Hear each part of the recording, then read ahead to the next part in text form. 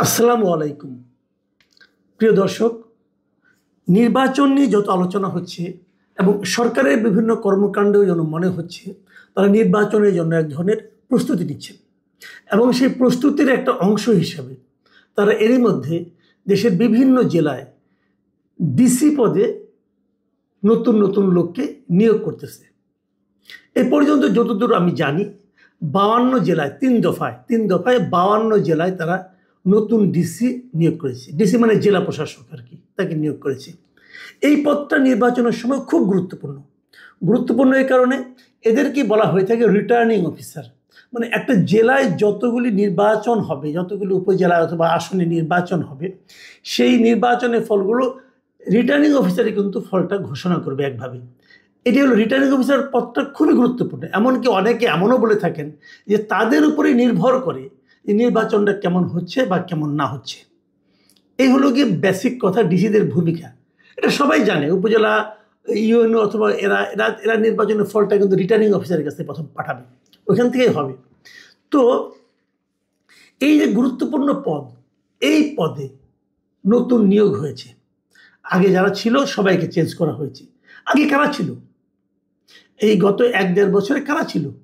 আওয়ামী লীগ আমলে যারা ছিল তারা কি কেউ ছিল? না, তারা কেউ ছিল না। আওয়ামী লীগ আমলের ডিসি সবগুলি পরিবর্তন করা হয়েছিল। গত 1 বছর নতুন ডিসি ছিল এবং তাদেরকে আরেক দফা চেঞ্জ করা হলো, একদম ফ্রেশ নতুন লোক নিয়োগ করা হলো, যে নাকি ওই জেলার সম্পর্কে যার কোনো ধারণাও নাই এমন লোককে দেওয়া হলো।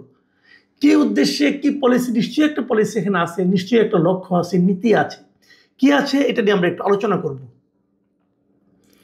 কিন্তু আপনারা এইগুলো নিয়ে এর মধ্যে কিছু বিতর্ক কিন্তু শুরু হয়েছে। তার আগে আমাকে দেখে নিই 3 দফায় যে নিয়োগটা করা হলো। প্রথম নিয়োগ করা হলো 8 তারিখে, এই মাসের 8ই নভেম্বর শনিবার। সেদিন 15টা জেলায় নতুন নিয়োগ করা হয়, নতুন ডিসি নিয়োগ করা হয়।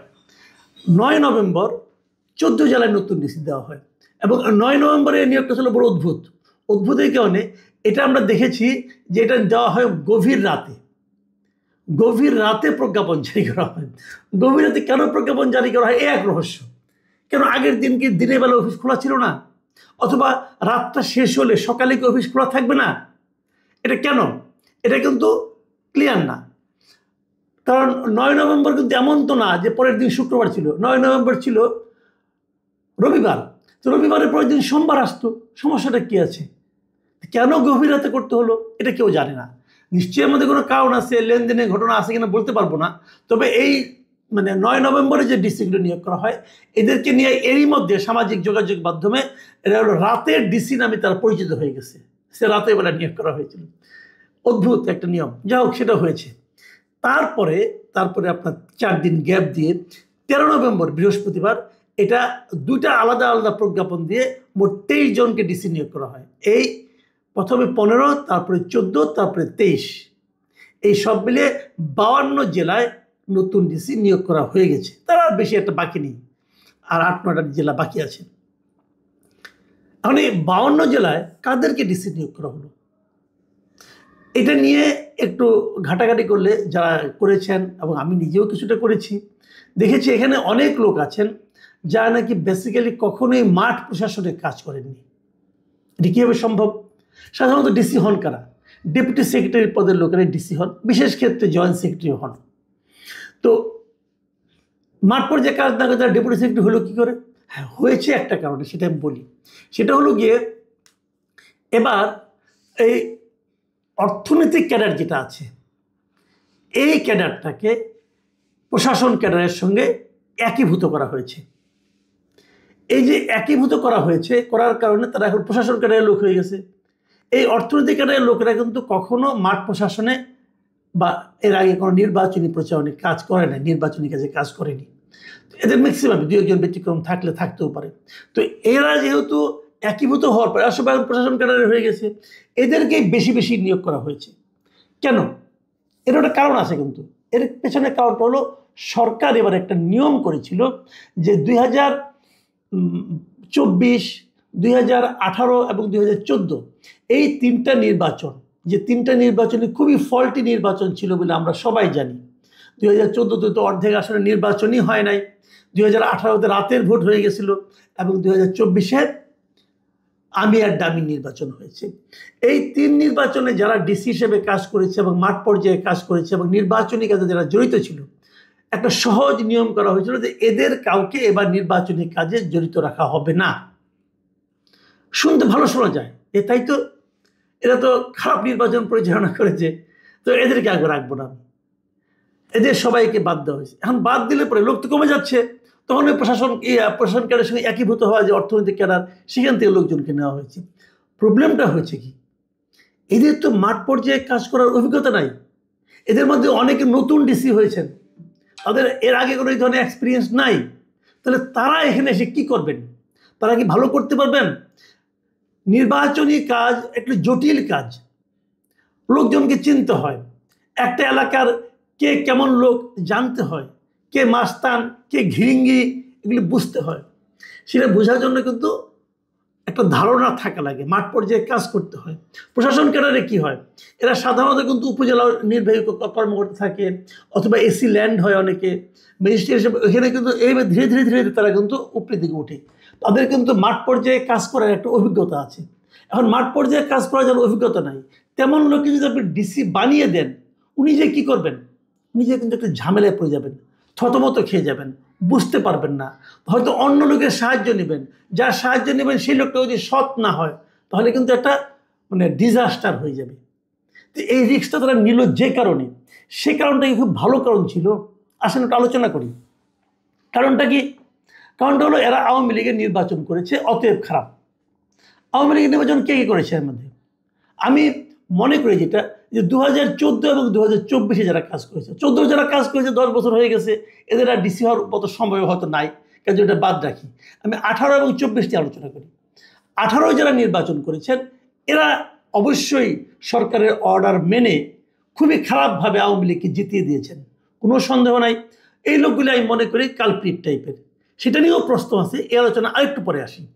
আর 2024 যে নির্বাচনটা হয়েছে, এটা তো খুব স্মুথ নির্বাচন হয়েছে, কারণ এখানে তো কোনো বিরোধী দলই ছিল না।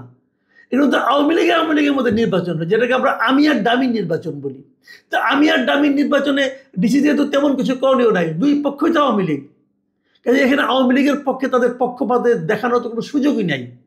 যেদিকে উনি পক্ষ নেন না কেন, সেটাই তো আওয়ামী লীগ। কাজেই এদেরকে কিন্তু আপনি সেভাবে ওই দোষী অথবা খারাপ অথবা পক্ষপাত অভ্যস্ত বলতে পারবেন না। বিপরীত দিকে 2018 যেটা হয়েছিল, এটাকে আমি মনে করি তারা পক্ষপাত দুষ্ট ছিল। কিন্তু তারপরে যে কথাটা আছে, পক্ষপাত দুষ্টতা কেন? সরকার বলেছিল বলে, সরকার যেভাবে চাবে তার বাইরে কি ডিসিদের পক্ষে যাওয়া সম্ভব? আমি তো মনে করি সরকারের যে যারা নাকি সরকারের আদেশ, সরকারের নীতি বাস্তবায়নের জন্য সরকারি কর্মকর্তাদের আপনি যদি ধরেন, তাহলে ডিসি, বিভাগীয় কমিশনার অথবা জেলা প্রশাসক অথবা এমনকি ইউএনও, এরা সবাই তো সরকারের পলিসিটাকে হোল্ড করে। এদেরকে পক্ষে কি সম্ভব সরকারের পলিসির বাইরে যেয়ে কিছু করার? সম্ভব না। তারপরে তো মনে মনে কিছুটা থাকতে পারে, সেটা তো এখনও আছে। এখনও তো এই ডিসি যারা আছেন, তারা ডক্টর ইউনূসের পলিসিটাকে বাস্তবায়ন করছেন না। যারা উপজেলা নির্বাহী কর্মকর্তা, তারা কি ডক্টর ইউনূসের পলিসিটাকে বাস্তবায়ন করছেন না? এমনকি যারা সচিব আছেন, তারাও তো প্রকাশ্যে ইউনূসের পলিসিটাকে বাস্তবায়ন করছেন। তো এরাও তো সরকারের লোক। তো ইউনূসের সরকার কি পক্ষপাত মুক্ত? সেটা যে নয়, সেটা তো আমরা আগেও বহুবার বলেছি, মানলাম।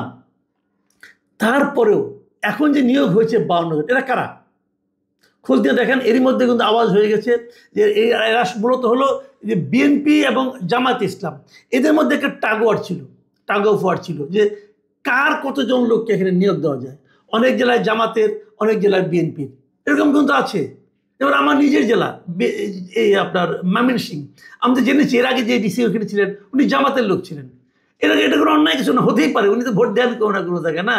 তো এরকম কিন্তু হতেই পারে, কে কোথায় যাচ্ছে না যাচ্ছে, জামাত অথবা বিএনপি, এই তো হয়েছে। যদি জামাত এবং বিএনপি ডিসি সব জায়গায় থাকে, তাহলে জামাত এবং বিএনপির বাইরে অন্য যে দলগুলো আছে, তাদের প্রতি কি পক্ষপাতমূলক আচরণ হবে না? হবে তো। তাহলে এটা কিভাবে নিরপেক্ষ হবে? এটা হবে না। তার চেয়ে বরং আমি অন্যভাবে বলি, তার চেয়ে বরং যদি আওয়ামী লীগের ডিসি যারা ছিল, যারা আওয়ামী লীগ হিসেবে চিহ্নিত, তাদেরকেই রাখতেন, সেটা বরং এর চেয়ে ভালো হতো। কারণটা কি? কারণটা আমি বলি, এবার 3 নির্বাচনে আওয়ামী লীগ নাই, তাহলে ওরা যদি পক্ষপাত আচরণ করতে চায় তাহলে কার প্রতি করবে? আওয়ামী লীগ তো নাই। এখন তৃতীয় একটা দল, যেমন বিশ্বকাপে খেলা হয় না, যেদিন মনে করেন আপনার ব্রাজিল এবং আর্জেন্টিনায় খেলা হয়, সেদিন রেফারি কি ব্রাজিল অথবা আর্জেন্টিনা থাকে? থাকে না। সেদিন তো ফ্রান্সের রেফারি থাকে, অথবা যুক্তরাষ্ট্রের রেফারি থাকে, অথবা ইংল্যান্ডের রেফারি থাকে, অথবা স্পেনের থাকে, মানে তৃতীয় একটা দেশের থাকে। আমি যদি ডিসির যে পোস্টটা, সেটা রিটার্নিং অফিসার হিসাবে যদি আমি মনে করি রেফারির কাজ, তাহলে তো মানে বিএনপি এবং জামাতের বাইরের একজনকে ডিসি রাখা উচিত ছিল, তো সেটা ভালো হতো। তো যদি আওয়ামী লীগ পন্থী আপনি মনে করেন, তো তাকেই রাখেন, তাহলে তো নির্বাচনটা ভালো হবে, নিরপেক্ষ হবে। কিন্তু এই সরকার তা করেনি। আর তারও চেয়ে বড় কথা, বেসিক যে কথাটা আমি বলতে চাচ্ছি, এই সরকারের কি কাজ ডিসি পরিবর্তন করার? উনি এক নির্বাচনের কথা বলেছেন, নির্বাচন হবে, নির্বাচনের তফসিল ঘোষণা করবে নির্বাচন কমিশন, নির্বাচনের তফসিল ঘোষণার পর প্রশাসনে কে কোথায় থাকবে না থাকবে এটা নির্ধারণ করবে নির্বাচন কমিশন। উনি যাকে বসালে পরে নির্বাচনটা সঠিক হবে, ভালো হবে, সেটাই তার করা উচিত। এবং আমি তো মনে করি যেই দিন তফসিল ঘোষণা হবে, তারপর এই নির্বাচন কমিশনের উচিত হবে সকল ডিসিকে আবার নতুন করে বদলি করা। সকল ডিসিকে সরকার যেভাবে সেট করবে, আপনি সেভাবে যদি করেন, তাহলে আপনার স্বাধীনতা থাকলো কোথায়? আমি আশা করব এই নির্বাচন কমিশন যদি প্রকৃতপক্ষেই একটা অবাধ, নিরপেক্ষ, সুষ্ঠু নির্বাচন করতে চান, তাহলে শিডিউল ঘোষণার পর এই সকল ডিসিকে আবার পরিবর্তন করুন। আপনাদের যেটা ভালো, আপনারা সবাই প্রশাসনের সঙ্গে ওরা জড়িত ছিলেন, যিনি সিইসি একজন সচিব ছিলেন, উনি জানেন, এবং উনি সেই হিসাবে যাকে আপনার নিরপেক্ষ মনে হয় তাকে আপনি নিয়োগ করেন, অথবা যাকে নিয়োগ করলে নির্বাচনটা সুষ্ঠু হবে, অবাধ হবে, নিরপেক্ষ হবে, তাকেই নিয়োগ করুন। নির্বাচনের জন্য যেই ডিসিগুলো নিয়োগ করা হয়েছে, এগুলি সবই মতলবী ডিসি। দু একজন ব্যতিক্রম থাকতে পারে, কিন্তু আমার বিবেচনায় ওই ব্যতিক্রম খুঁজতে যায় না, তাহলে আর পারবেন না। একদম রাফলি সব ডিসিকে প্রত্যাহার করে নিয়ে আসবেন এবং নতুন ডিসি নিয়োগ করবেন। আপনার জায়গায় মনে রাখবেন, যদি নির্বাচন ভালো না হয়, তাহলে কিন্তু নির্বাচন কমিশন আপনাকে লোকে দায়ী করবে। যে দায় আপনার উপর আসবে, সেই দায় অন্যের হাতে দিয়েন না, মানে অন্যকে সেই কাজ করার জন্য দায়িত্ব দিয়েন না। ওনারা ডিসি সেট করবে, নির্বাচন নিয়ে আপত্তি উঠবে, এবং তখন কিন্তু আপনারা দায়বদ্ধ হয়ে যাবেন। যেখানে জামাতের ডিসি আছে, তার ব্যাপারে বিএনপি অভিযোগ তুলবে। যেখানে বিএনপির ডিসি আছে, সেই জেলার ব্যাপারে জামাত অভিযোগ তুলবে। এই দায় আপনারা কেন নেবেন? নেবেন না। আপনাদের হাতে শিডিউল ঘোষণা করার পর পুরো দেশে প্রশাসনকে আপনাদের ঢেলে সাজানোর সম্পূর্ণ এখতিয়ার আছে। কেবল তাহলেই বুঝবো আপনারা একটা অবাধ ও সুষ্ঠু নির্বাচন করতে চাচ্ছেন। আমি কিন্তু যাচ্ছেন বলি নাই, চাচ্ছেন বলেছি, চাওয়া। এবং করার পর, করতে পারার পর, তখন বলবো হ্যাঁ, আপনারা একটা ভালো নির্বাচন করতে হয়তো বা যাচ্ছেন। এখন আমাদের অপেক্ষা নির্বাচন কমিশন কি করেন। প্রিয় দর্শক, এখন এ পর্যন্তই। আল্লাহ হাফেজ।